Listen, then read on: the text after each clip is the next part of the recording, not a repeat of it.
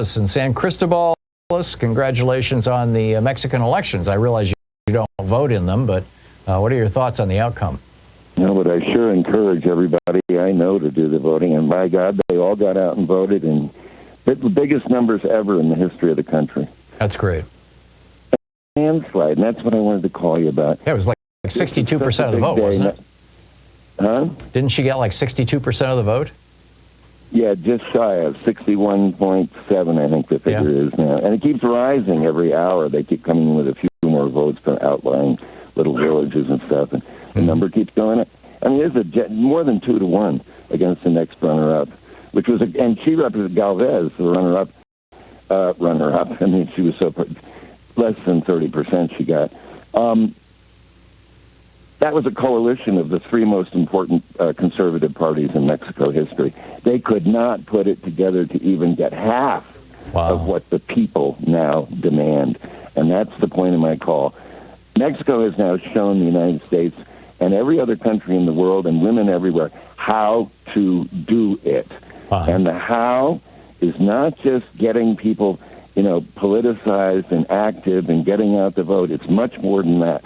In 2019, and most people have no idea of what happened in Mexico in 2019, other than AMLO, Andres Manuel Lopez Obrador, was elected as the president of the newly formed Morena Party, the party of the people.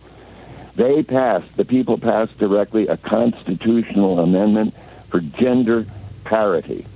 50%, Congress, Senate, ministerial positions, you name it, throughout the federal government. We can't even pass the Equal Rights Amendment. And quickly. Huh? And we can't even pass the damn Equal Rights Amendment. I am telling you, this is so embarrassing that Mexico, which was always in second place, at the very least, at the most, rather, second place, having to play catch-up.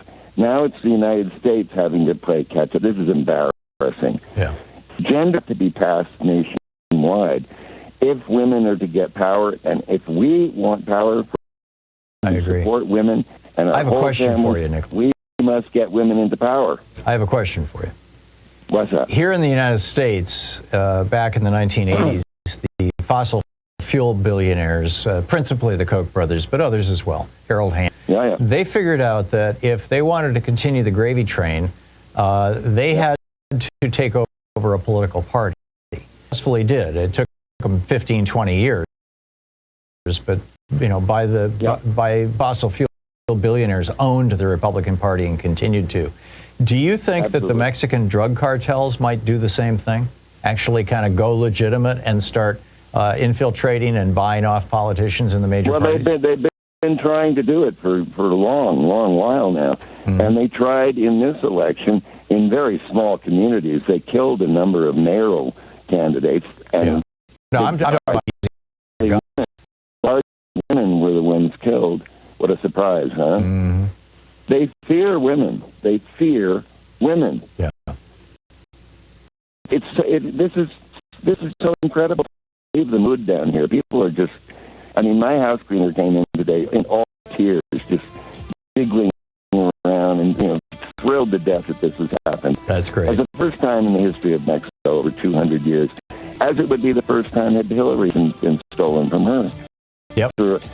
Fortunately, there's no electoral college down here to stop vote. There you go. People vote, they decide. There you go. Thank you, Nicholas. Great to hear from you. Good news. It's 20 minutes past the hour.